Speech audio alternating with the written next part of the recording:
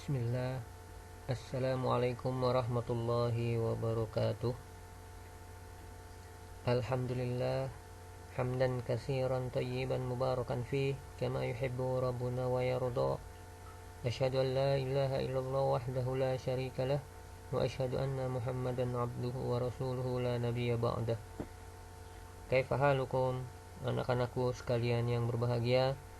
Mudah-mudahan kalian semua senantiasa dirahmati oleh Allah Subhanahu wa taala. Anak-anakku sekalian yang berbahagia, hari ini kita melanjutkan pembelajaran tematik kita. Tema 1, subtema ketiga, pembelajaran kelima. Beberapa hari yang lalu kita sudah mempelajari daur hidup kupu-kupu. Nah, selain kupu-kupu, katak juga memiliki beberapa tahapan dalam daur hidupnya. Ya. Ada yang tahu hewan katak? Nah, bagaimana daur hidup hewan katak? Kita akan pelajari. Pertama, katak dewasa meletakkan telurnya di dalam air. Kemudian, setelah beberapa hari, telur tersebut menetas dan menghasilkan berudu atau yang kita kenal dengan kecebong. Nah, berudu itu bernapas dengan insang. Kemudian dia tumbuh semakin besar. Nah, seiring dengan ukuran tubuhnya yang makin besar, tumbuhlah sepasang kaki di depan dan sepasang kaki di belakang. Kemudian ekornya makin lama semakin pendek atau mengecil. Nah, selanjutnya berudu berubah menjadi katak muda dan masih bernapas dengan insang.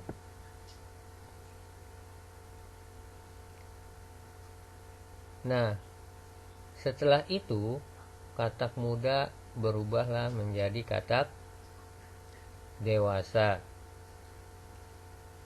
Nah, setelah dewasa, katak ini bernapasnya dengan paru-paru. Ini perubahan katak. Ketika dia masih berudu, bernapas dengan insang, tapi ketika dia sudah dewasa, bernapas dengan paru-paru.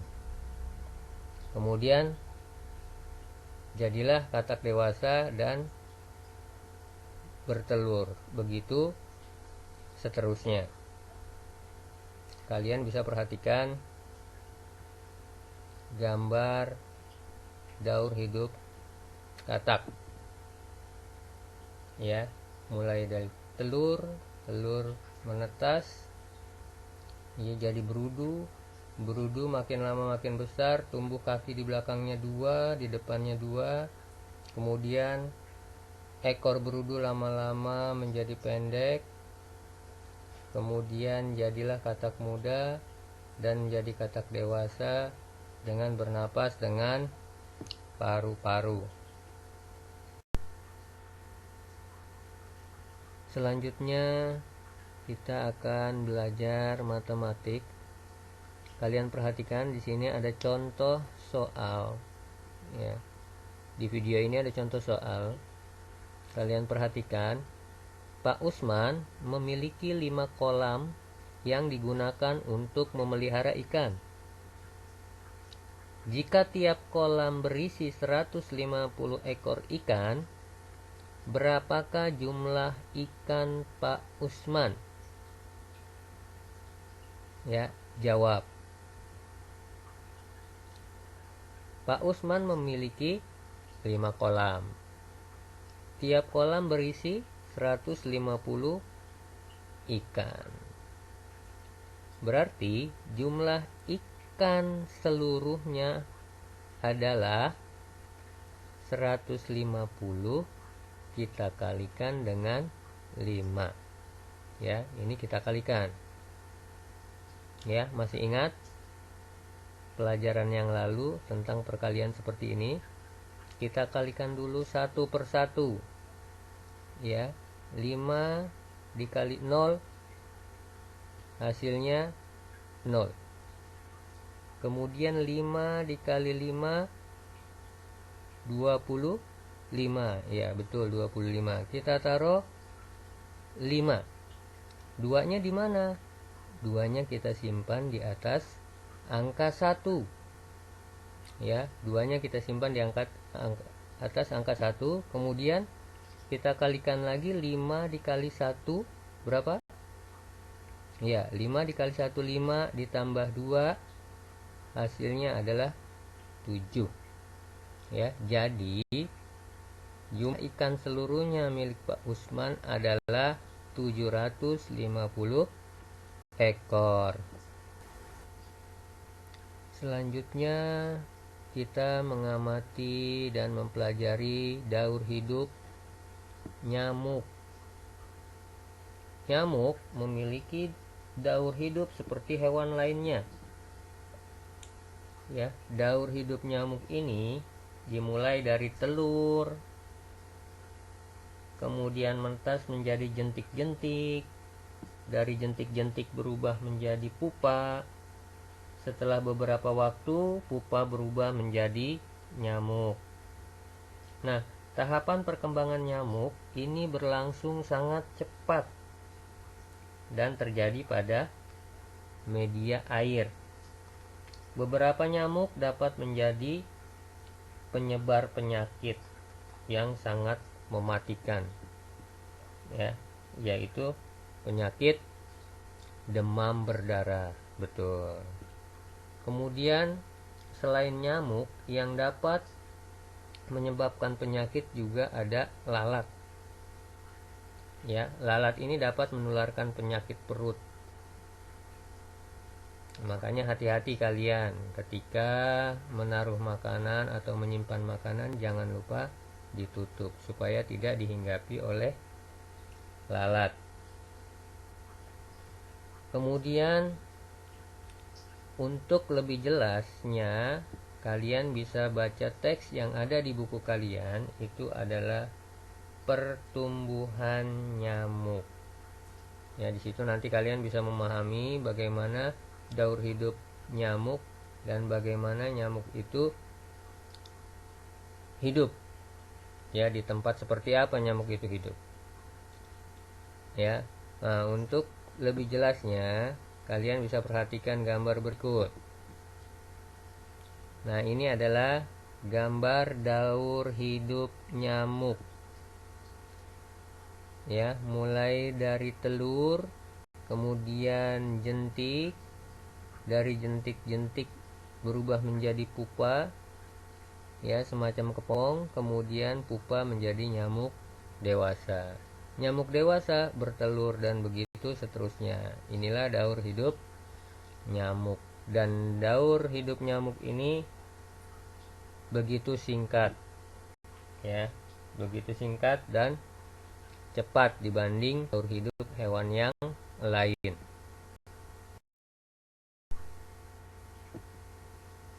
Untuk menghindari banyaknya nyamuk, maka sebaiknya di mana kita tinggal.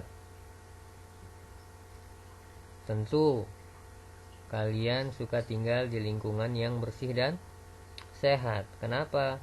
Karena lingkungan yang bersih dan sehat itu merupakan idaman dari semua orang. Ya. Bebas dari lalat, bebas dari nyamuk, gitu ya.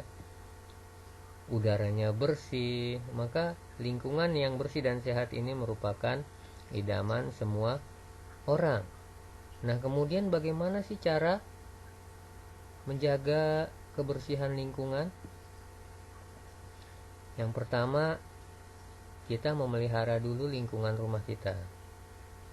Ya, kebersihan lingkungan rumah itu dipelihara. Baik itu di dalam rumah, kamar, ruang tamu, halaman, dibersihkan. Selanjutnya, menjaga kebersihan lingkungan permukiman. Ya, biasanya di daerah kalian, mungkin kalian juga pernah ikut kerja bakti membersihkan selokan rumah atau halaman rumah di lingkungan atau di RT. Nah, ini dijaga kebersihannya. Supaya apa? Supaya lingkungannya bersih dan sehat. Selanjutnya, lingkungan sekolah. Ya, lingkungan sekolah pun juga harus kita jaga, kita bersihkan. Supaya apa? Supaya bersih dan sehat, sehingga kita belajarnya menjadi nyaman. Kemudian menjaga kebersihan di tempat umum juga. Ya, jangan membuang sampah sembarangan walaupun di tempat umum.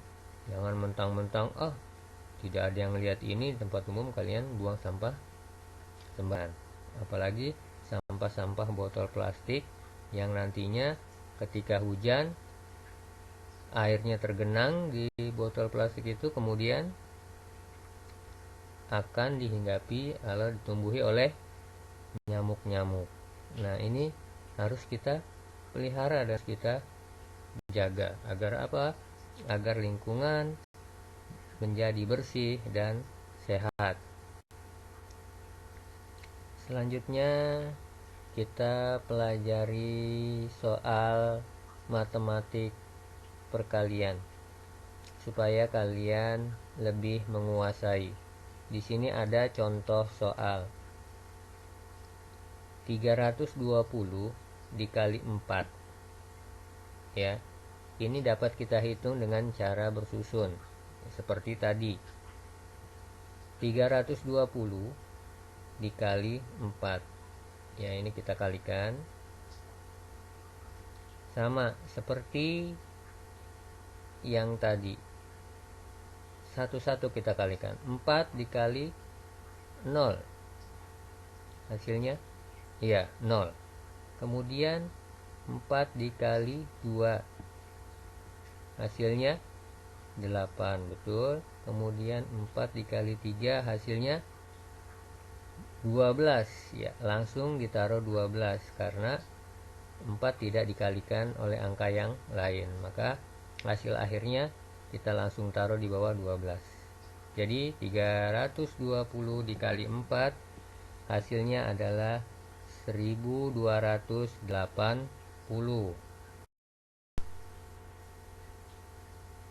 Demikianlah anak-anakku sekalian yang berbahagia, pembelajaran kita pada hari ini. Mudah-mudahan kalian bisa memahaminya dengan baik. Selanjutnya, tugas kalian adalah ayo berkreasi. Itu ada di halaman 138. Tugas kalian adalah membuat poster. Kalian bisa buat poster itu di buku gambar atau di kertas HVS. Ya. Ini akan Bapak jadikan penilaian harian untuk SBDB. Selanjutnya, ayo berlatih halaman 139. Dan yang terakhir, ayo berlatih halaman 141. Silakan kalian kerjakan tugasnya dengan baik. Jangan lupa sholat 5 waktu, jaga kesehatan, dan tetap semangat dalam menuntut ilmu. Wassalamualaikum warahmatullahi wabarakatuh.